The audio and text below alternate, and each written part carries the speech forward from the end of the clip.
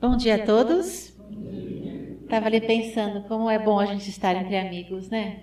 Muito gostoso chegar num domingo assim de inverno e a gente poder estar entre amigos. Fico sempre muito feliz. Que Deus Pai nos abençoe e nos inspire nessa manhã de inverno. E hoje nós temos um tema muito lindo. Geraldinho falou 5 horas, né? Preparando a palestra, eu vou deixar nas 5, tá? Nós temos um tema muito lindo, eu estou adorando estudar as parábolas. Nós estamos aí fazendo o curso do Aprendizes de segunda-feira à noite, né? E a gente tem estudado muito as parábolas de Jesus. Vocês estão me ouvindo bem aí no fundo? Não está muito agudo? Então eu peço para aumentar o grave aqui, tá bom? Tá bom? E esse mês agora de agosto, aos domingos, nós vamos estudar algumas parábolas de Jesus. Nós sempre citamos essas parábolas nas nossas palestras, nas nossas conversas aqui, né, de domingo, mesmo durante a semana. Mas agora com mais foco, a gente vai estudar esse mês algumas parábolas, né? E nesse primeiro domingo, nós ficamos com a parábola dos 2 filhos, que está contida no Evangelho de Mateus, o capítulo é o 21, aqui, tudo bem? E o versículo é de 28 a 31. Ainda peguei um versículo antes, 27 e tal, para poder completar um pouquinho mais. Tudo bem? Gostoso, né? É que a gente retorna às aulas segunda-feira agora. Aí estou vendo o pessoal que a gente ficou o mês todo de férias, né? Segunda manhã a gente vai estar aí. E é uma parábola muito simples e muito linda. Eu adorei estudar e poder passar aqui para vocês. Então vamos a ela. Só para a gente poder entender um pouquinho o que é parábola, né? Nós sempre falamos isso aqui. Mas é sempre bom relembrar. Na verdade, a parábola é uma história com fundo moral. E era um recurso muito utilizado na época de Jesus. Então, ele se utilizou de um recurso comum na época para poder passar os seus ensinamentos. E nas parábolas também contadas por Jesus, os seus ensinamentos ficaram guardados, vamos dizer assim. Porque aí era a história que estava ali, o ensinamento guardadinho ali na parábola, né? Porque nós sabemos que nas múltiplas interpretações dos ensinamentos de Jesus, teve muitas interpretações que foram de interesses da época. Eu nem vou falar dos interesses deles, né? Poderiam ser os nossos, porque a gente não sabe se a gente estava lá ou não, né? Então, o bom das parábolas é isso, o ensinamento de Jesus ficou guardadinho ali. E conforme nós fomos evoluindo, né, já se passaram 2000 anos, nós já temos condições de entender melhor esses ensinamentos. Aí nós temos diversos autores, né, e mesmo no Evangelho segundo o Espiritismo, que vêm então dar um outro entendimento a essas parábolas. Como está no Livro dos Espíritos, na questão 627 e 628, diz assim, é que é necessário que cada coisa venha a seu tempo. Naquela época, nós não tínhamos ainda uma maturidade e nós não teríamos condições de alcançar todos os ensinamentos de Jesus. Hoje nós já evoluímos, né? 2000 anos se passaram. Queremos crer, né? Que já evoluímos um bocadinho, né? Então nós já temos condições de entender. Cada coisa vem ao seu tempo. É como a luz, né? A gente tem que ir se acostumando aos poucos com ela para não ofuscar a vista. E assim também são as parábolas. Então, parábolas são isso, são histórias com fundo moral. Geralmente tem alguma alegoria referente ao ambiente de quem está contando e de quem está ouvindo. Então, usam os costumes da época, os personagens da época, etc. Então, vamos usar a parábola, né? É só rapidinho aqui para a gente, mas eu vou ler para vocês, né? Fica aí mais para um registro. Então, assim, olha, um dia em que Jesus, isso aqui eu peguei um versículo a mais. Tendo ido ao templo de Jerusalém, ensinava ao povo, anunciando-lhe o evangelho. Chegaram-se a ele os príncipes dos sacerdotes. Os sacerdotes eram os doutores da lei daquela época, né? Que entendiam todas as leis deixadas por Moisés, sabiam todas as leis de cor e salteado, aquela coisa.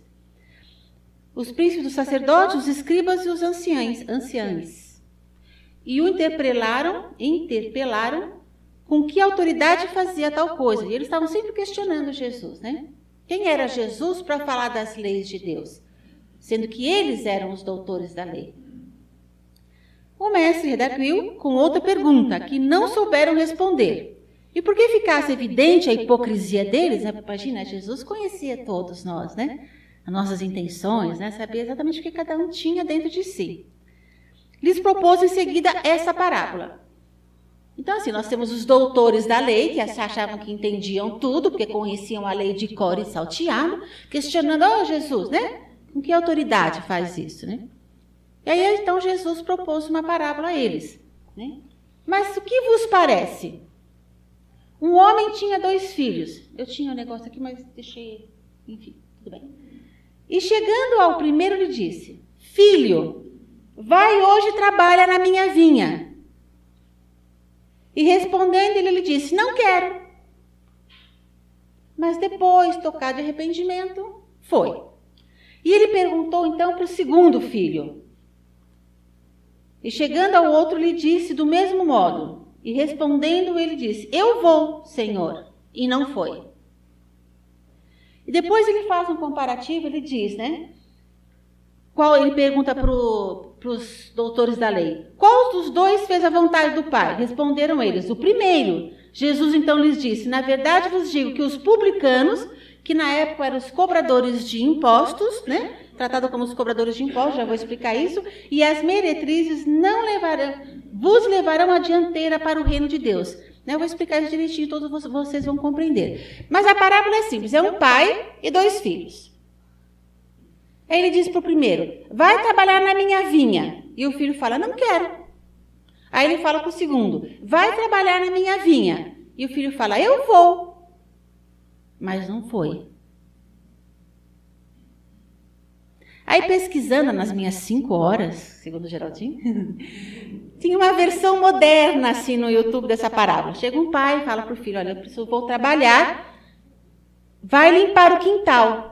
E ele entra no quarto do filho, o filho está lá no rock and roll, lá tocando a guitarra, o som mais alto, um monte de cartaz, não sei o quê, né? Ele fala, vai limpar o quintal.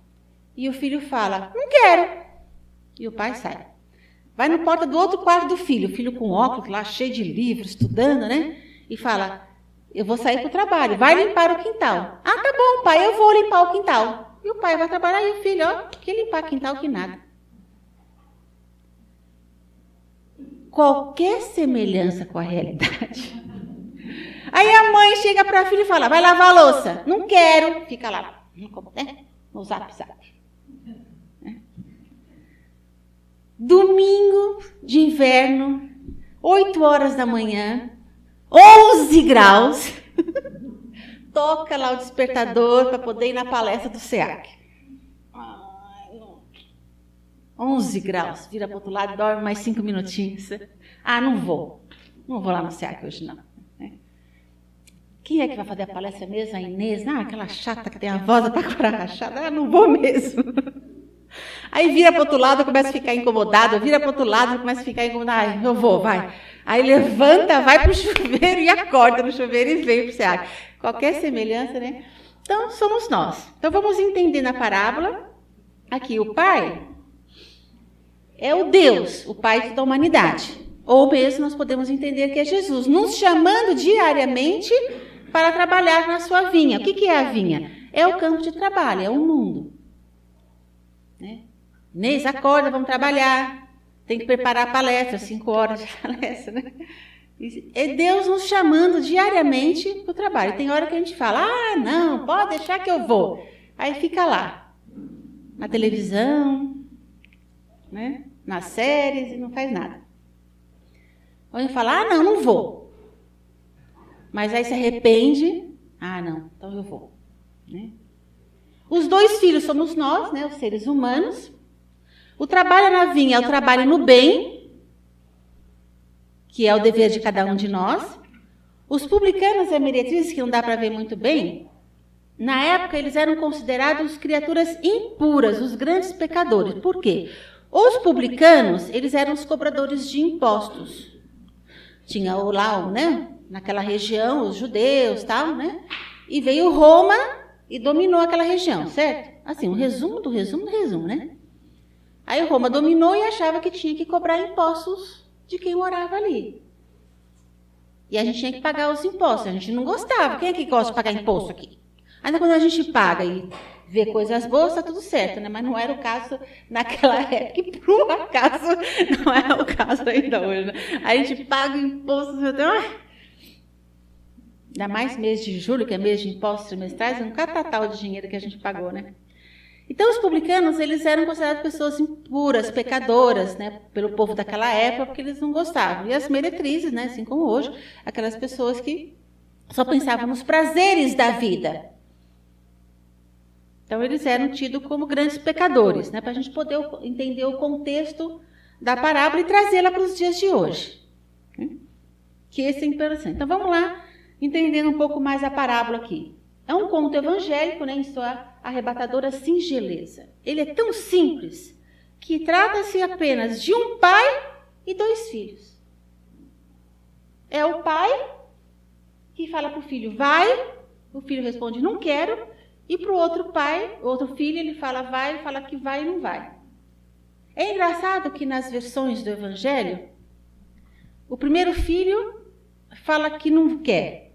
Mas em outras versões é o contrário. O primeiro filho é o que fala que vai, depois não. Enfim, né? Os tradutores do evangelho que se entendam aqui. Eu deixei o primeiro, como disse, que não quer, o segundo que queria, que não foi, tá? Então, continuando aqui, entendendo um pouco mais a parábola, ela define muito bem as 2 espécies de trabalhadores espirituais, que somos nós, né? Que a gente não quer participar, não quer ir, não vai, e fica ali envolvido no mundo das paixões, né? Na televisão, né? Na saída com os amigos, e a gente se envolve na preguiça, na ociosidade. Aí passa o tempo, a gente começa a se sentir vazio. Né? Nós nos sentimos vazios, porque aquilo não alimenta a nossa alma. Aí nós nos arrependemos, e aí vamos fazer alguma coisa. E outro, aquele tipo que fala que faz, né? E sabe de cor, e principalmente se tratando dos doutores da lei, ou nós, né? Que estamos sempre estudando e lendo. Conhece, mas não faz. Só fala, mas não pratica, né? E aí põe em evidência as mentalidades religiosas de todos os tempos. Isso já se falou em todos os tempos, em todas, que aquilo que é aparente é aquilo que é realmente verdadeiro. Uns que tem cara de anjo, né? Mas é anjinho de paoco que fala, né? É só a cara, porque por dentro, santo de paoco, né? E aquilo que é real, que somos nós, todo dia, que estamos aí na luta, que tem hora que a gente não quer levantar mesmo, tem hora que a gente não quer lavar a louça mesmo, não quer limpar o quintal, não quer trabalhar na vinha, não quer, e fica ali, né? Mas depois a gente começa a se incomodar, porque isso não nos satisfaz, isso não nos torna felizes de verdade, aí a gente se arrepende e vai. Aí, toda a literatura que eu estudei tem uma parte muito interessante que eu gosto, que diz assim, né? Quando, pois, quisermos saber onde estão os cristãos, onde devemos procurar esses cristãos? Ai, aquela pessoa fala tão bonito, né? Vou seguir aquela pessoa. Que está tudo na aparência, né? Mas onde estão realmente os verdadeiros cristãos? Eu lembro que uma vez o André Trigueiro, que é um jornalista da Globo News, ele é espírita, já deixou tem vários livros dele também, ele colocou assim num debate, estava o Haroldo Dutra Dias, estava o Divaldo, estava o Alessandro, sabe? Esses bambam do espiritismo, está todo mundo junto ali, ele perguntou, né? Mas se o Brasil é a pátria do evangelho, né? Por que tanta dificuldade? Nós, a gente já não ser a pátria do evangelho, a gente não tinha que ter mais amor entre as pessoas? Aí o Haroldo Dutra perguntou, é verdade, mas isso não é Jesus. Jesus é aquele que vai, trabalha, vai e salva, né? Isso é Jesus. Portanto, nós vamos encontrar os verdadeiros cristãos aonde? No fruto. Não nos ramos e nas folhas. Porque se conhece a verdadeiras árvores pelos frutos. Então você vai conhecer uma pessoa, não aquilo que ela é de aparência, aquilo que ela fala, aquilo que ela veste, mas é a sua obra, sabe? Olha para os seus filhos, olha para o seu trabalho, olha para o trabalho que ela faz, olha para a sua disciplina, vê a obra da pessoa. E aí que a gente tem que olhar também para a nossa obra. Os nossos filhos, né? A nossa família. nós mesmos, o quanto nós estamos evoluindo, o quanto nós estamos crescendo, ou nós estamos só naquele filho que fala, pode deixar, pai, pode deixar que eu estou lá, né? E lê, sabe, de cor, né? Mateus, capítulo 28, capítulo 21, né? Eu já esqueci, né? Versículo 28 a 31, sabe, de cor. Mas colocar em prática que é bom, né? Que a gente tibiriba, né? Como diz o outro. Ou nós somos aqueles que são... é o estado atual de nós. Nós estamos vivendo no planeta Terra, que é ainda um planeta de provas e expiações, mas que nós estamos trabalhando para transformar esse planeta num planeta melhor, né? Então, nós estamos nos esforçando, tem hora que a gente vai, tem hora que a gente não vai, a gente se arrepende. Né? Eu lembro da dona Antônia falando uma vez assim para nós, né? Nós estamos estagiando no amor. É difícil para nós amar verdadeiramente como deve ser amado, como Jesus nos amou, né? Nós estamos estagiando no amor. Mesmo meio atrapalhado, mas a gente tem que ir fazer do jeito que dá, para a gente poder se estagiar, treinar e conseguir avançar. E uma coisa que eu gostei bastante dessa parábola, que a gente fala dos dois filhos, né? O filho que falou, não quero, e depois foi, e o filho que falou, eu vou e não foi. Mas o que me chamou a atenção também nessa palestra foi o pai. Notemos bem a atitude do pai. O que o pai falou? Ele falou assim, vai trabalhar na minha vinha. Aqui, filho, vai hoje e trabalha na minha vinha. Foi o que o pai disse. Geraldinho, acorda hoje e vai lá trabalhar no A2. Né? Foi o que o pai falou. Ele dirigiu aos filhos esse simples e natural chamamento. E o fez de forma que eles pudessem aceitar sem constrangimento. Por assim, não quero. O pai não deu bronca. Ó, você vai ver se você não for. Né? Não cobrou nada. Não prometeu, olha, se você for limpar o quintal, você ganha. Vou trazer para você um celular, última moda. Né? Não prometeu nada. Né? Não brigou para o cara que falou que não quer. O pai, ele nos chama todo dia para trabalhar na sua seara, na sua vinha. Lembra o que era a vinha? É o trabalho no bem, é o trabalho no campo, é o mundo, é a família, é o trabalho profissional, são os vizinhos, né? É andar pelas ruas, é a nossa vida. Diariamente, Deus, ou Jesus, né, como nós colocamos aqui, nos convida para o seu trabalho de forma simples. Inês, levanta, acorda, vamos trabalhar. Cabe a mim, cabe a nós aceitar esse simples chamamento do Pai. Ele não prometeu nada, ele nos deixa o livre arbítrio. Nós que vamos plantar e depois vamos ter que colher o que nós estamos plantando. Isso a gente já falou várias vezes. Mas o chamamento é um chamamento simples. Olha aqui, não prometeu recompensas e favores, nem punição, nem nada. Ele nos concedeu a liberdade da ação. Olha só que lindo. A lei é clara, serena e justa. O trabalho está aí. Todos os dias nós seremos convidados. Cadê? Aqui. É linda essa lição. É uma coisa simples, mas é muito bonita. Nós seremos chamados... Olha só, uma parábola tão singela que guarda grandes e profundos ensinamentos. É um apelo apenas... Ele diz, vai hoje trabalhar. Isto é, cumpre o teu dever na obra da criação. Ele não está pedindo para a gente entrar lá na Cruz Vermelha, lá para a África, né? Acorda e cumpre com o teu dever. Allan Kardec perguntou no Livro dos Espíritos, que é o primeiro livro da codificação espírita, né?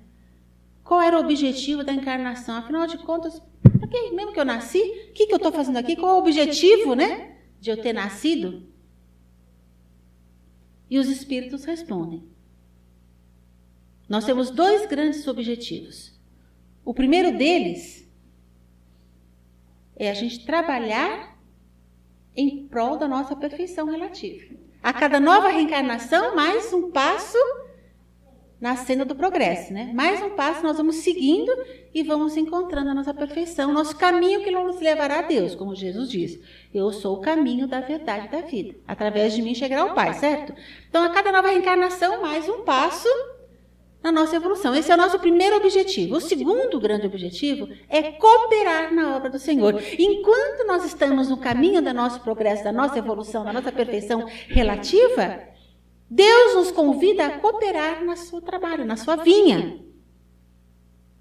Então, assim, cumpre o teu dever. É o meu dever cuidar dos idosos. É o meu dever fazer aquela comida. É o meu dever cuidar daquela criança, cuidar da casa e trabalhar. Não importa, seja ele qual for. É o meu dever vir aqui e arrumar as cadeiras para o A2. Vocês já viram, gente, o Geraldinho arrumando as cadeiras? Você que arrumou hoje, já foi, né? Hoje não foi, foi o André, né? Não, quem foi? Eu vi alguém arrumando aqui, não lembro quem foi. Tudo bonitinho, né? Tudo retinho.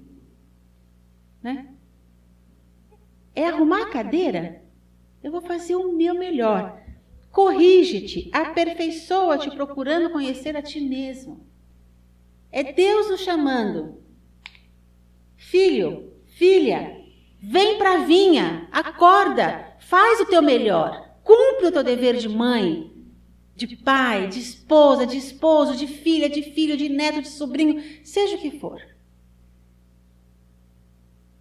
E Jesus mesmo nos ensinou, misericórdia quero e não sacrifício. Tudo bem, se puder ir lá para a Cruz Vermelha na África, vai fundo e me convida. Né? Mas a gente pode ir lá, mas a gente não cumpre com o nosso dever dentro de casa. Com o filho, com a mãe, né? Com a tia doente. Não faças a outrem o que não desejas que outro te faça. Age por isso mesmo, não ameaça. É tanta coisa linda, eu acho, olha só que lindo aqui, olha. E eu fiquei pensando, né? Semana que vem é Dia dos Pais. Não é? Segundo final de semana de agosto, né? Pelo menos aqui no Brasil. A minha filha, o pai dela mora nos Estados Unidos, sabe? Então ela comemora o Dia dos Pais 2 vezes por ano. Tem o Dia dos Pais do Brasil, o Dia dos Pais acho que é fevereiro. Eu nunca sei direito. Mas a vontade do pai deve ser cumprida em qualquer setor da atividade humana. Porque eu acho que esse é o equilíbrio da vida. A gente compreender o que o pai espera de nós para cumprir aqui. E às vezes a gente fala, tomara que a vontade de Deus seja igual à minha, né? Eu percebi que não, porque eu lembro quando a mamãe ficou doente, a gente fica, né? Ai, seja feita a vontade de Deus. Aí eu olhava a mamãe sofrendo assim, mas bem que a vontade de Deus podia ser a minha também, igual a minha, nem sempre é, né? A vontade de Deus deve ser cumprida em qualquer setor da atividade humana. E o que é fazer a vontade do Pai? Porque o Pai diz, né? Filho, vai trabalhar na minha vinha. Trabalhador do Senhor, a vontade do Pai deve ser cumprida. E fazer a vontade não é praticar as meras formalidades. Só falar por falar. A questão da aparência, como nós colocamos lá no slide anterior, né? Isso não é fazer a vontade do Pai, isso não é Jesus. Não é proferir orações ou ladainhas prolongadas e repetidas, praticar jejuns e abstinência. Nós tínhamos mania de ficar judiando o corpo, né, batendo assim no corpo, né, porque a carne que é fraca, né? Então, judia da carne que é para o espírito ficar forte, né? Nós já aprendemos que não é assim, né? A carne obedece ao espírito, né? Fazer a vontade do Pai é amar a Deus sobre todas as coisas, é amar ao próximo como a si mesmo. Olha que lindo. Fazer a vontade do Pai é não matar. E não é só matar naquele sentido que a gente entende de matar o outro, mas é matar o tempo do outro e matar o seu tempo. Matar a vontade do outro, a empolgação do outro. O outro vem todo animado e a gente dá um banho de água fria no outro, né? Fazer a vontade de Deus é abster-se de adulterar. E não é só o adultério, como ele diz, que é aquela modalidade entre casal, né? Não é transviar na vida conjugal. Ele coloca um sentido muito mais amplo, esse autor, né? Que esse autor é muito bonito, que é o Paulo Alves de Godoy, que ele estava explicando essa parábola. E ele diz que essa questão do adulterar, ele é também aquele que pratica a justiça. Ele adulterou o resultado por interesses. O médico, que adulterou o seu trabalho por conta de dinheiro, né? O negociante, o funcionário, o falsário, o subornador, o subornado, o usurpador, as calúnias. Isso tudo é uma forma de adultério. Fazer a vontade do Pai é não fazer isso. É agir no bem. Lembra? Vinha? É o trabalho no bem. Essa questão da adulteração é muito interessante, como ele amplia esse sentido. Fazer a vontade do Pai é deixar de cobiçar as coisas alheias, é honrar o nosso pai e a nossa mãe. Nós temos em nossa consciência, como diz no Livro dos Espíritos, as leis de Deus. Que Kardec perguntou, onde é que estão gravadas as leis de Deus? Os Espíritos responderam, na nossa consciência. Então nós sabemos o que é o certo. Mas aí o nosso orgulho, a nossa vaidade, a nossa preguiça dá uma camuflada e a gente, né, acaba fazendo outras opções. A parábola dos 2 filhos, acho que essa é a questão mais importante para nós, o chamamento, né? Todos os dias eles nos chamando. Deus e Jesus nos chamando para a sua vinha. E é nas pequeninas coisas que nós vamos fazer a vontade do Pai. É cumprir a nossa parte, fazer o nosso dever, sermos disciplinados, respeitar o horário, né? Respeitar os deveres, as regras. É nas mínimas coisas que Deus e Jesus nos convida a cumprir nosso dever. Vamos falar um pouquinho dos filhos agora. O filho que disse não quero, mas depois foi. Ele transformou um não em sim. Isso está mais dentro da nossa realidade, eu entendo. Porque nós estamos aqui. Né? Como disse o Geraldinho no começo, né? Nós somos os heróis e as heroínas. Né? Domingo de inverno, 8 horas da manhã, 9 graus, 11 graus, eu ouvi de manhã. Estamos todos aqui. E vamos dizer que a hora que a gente estava na cama lá para levantar, a gente não pensou 2, 3 vezes antes de levantar, mas a gente deu a força e veio. Quantas vezes, né? A gente tem vontade de fazer, mas a gente se deixa levar pela preguiça, pela ociosidade, pelas paixões, pela porta larga, que é a porta da perdição, né? Que é mais divertido, mais alegre, mais gostoso. Mas a gente transforma isso, a gente se arrepende, se transforma e vai, e vem e faz, né? Como nos ensinou a Dona Antônia, né? A gente vai estagiando. Chega uma hora que a gente automatiza o trabalho no bem. Faz tão parte da nossa vida que a gente já se torna uma pessoa mais afetuosa, né? Não fala tanto palavrão, é uma pessoa mais educada, já trabalha mais no bem, se esforça mais para ser uma pessoa melhor. Olha para o seu semelhante, não fica só olhando para si mesmo, né? Representa as pessoas que se esforçam e se tornam grandes trabalhadores. É impressionante isso, porque eu conheço vários exemplos. Né? Aquelas pessoas que estavam numa situação, aqui na casa tem vários exemplos disso, tem uma lá na cozinha, inclusive. Né? E ela sofreu tanto, a transformação dela foi muito maior do que muita gente que eu conheço. Do que ela fazia, do que faz hoje. Né? Negou o convite de Jesus durante anos. Mas também, quando aceitou, se transformou numa grande trabalhadora do Senhor. Eu lembro que o Geraldinho também conta uma história assim, né, gente? Que ele também, acho que o Roberval falava, né? Que ele sabia que quando o Geraldinho começasse a trabalhar na Casa do Espírito, ia se tornar um grande orador, né, gente? Demorou para vir, mas depois que veio também, para fazer o Geraldinho parar de falar, né, gente? Se tornou um grande trabalhador. Aqui, arrependem-se. Arrependidos, voltam-se para Deus. Essa fase que nós nos encontramos. Tenhamos mais força para dizer o sim, né? É o símbolo das pessoas, de modos rudes, ásperas, mas que reconhecem os seus erros, porque nós não somos perfeitos. E nós temos que entender isso. Porque nós vamos entender que nós somos passíveis de erro, nós podemos errar. E aí nós vamos entender que o outro também erra. E a gente não vai cobrar tanto do outro, porque a gente tem mania de cobrar mais do outro que de nós, né? Porque apontar para o outro é fácil, né? Dar remédio amargo para o outro beber é fácil, né? Aí nós vamos ver que nós ainda somos imperfeitos e estamos nos esforçando para ser aquele filho que transformou o não em sim. E não tanto assim já os nossos caprichos. E o filho que disse sim, eu coloquei aqui a figueira seca, né? O filho que disse sim, mas não foi. É a personificação da crença sem obras. Mateus 21, versículo 28 a 31, a parábola fala, mas e a obra? E praticar isso, e aceitar os convites de Deus, de Jesus, diariamente, para que a gente possa trabalhar na sua vinha, né? O respeito à família, o respeito ao próximo, trabalhar no bem, se esforçar. Simboliza principalmente os sacerdotes, que vieram para cuidarem do bem espiritual da humanidade, mas esqueceram-se de sua missão.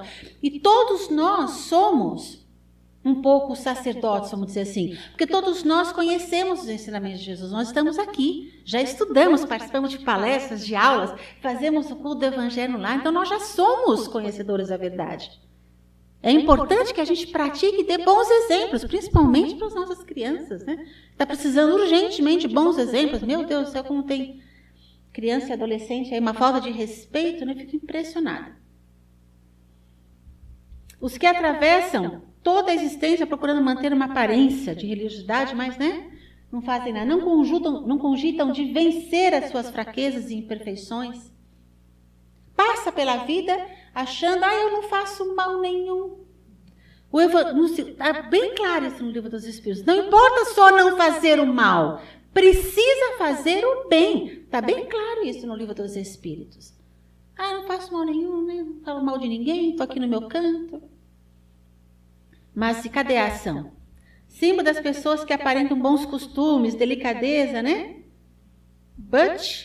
E aqui os publicanos e meretrizes, olha.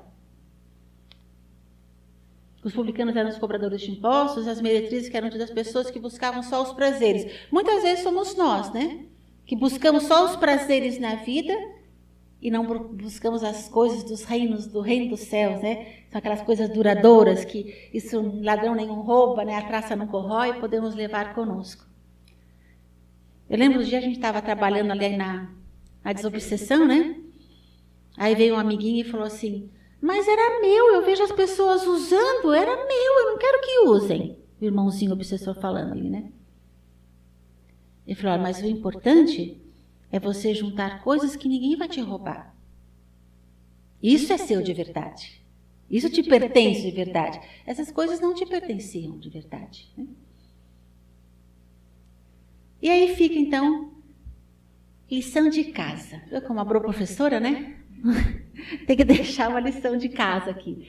Os nossos questionamentos aí para a gente poder pensar sobre isso, né? Como temos respondido a esse chamamento do Senhor diariamente. Todo dia ele fala, né? Então, a gente tem que acordar de manhã, agradecer a Deus por mais um dia, mesmo que chova, olha que bênção, uma chuva, né? Que o Senhor seja feita a tua vontade. É claro que de vez em quando a gente quer que a vontade de Deus seja igual a nossa, mas nem sempre, né? E que a gente possa fazer um bom trabalho em sua seara.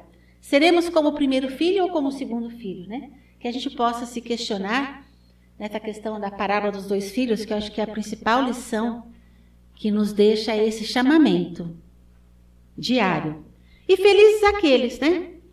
Que realmente trabalham no campo do Senhor, que esses sim serão recompensados. Mas sem grandes interesses, mas pelo amor a si mesmo, pelo amor a Deus, pelo amor ao seu semelhante. Felizes aqueles que já entenderam a importância desse chamamento e atendem a Deus com alegria e contentamento nessa obra de amor e de caridade. Muita paz a todos. Eu ficaria aqui com vocês até, né? Mas a gente precisa encerrar, porque o Geraldinho já está pondo música ali. Um bom inverno, um bom domingo, um bom inverno. Até o nosso próximo encontro. Que assim seja.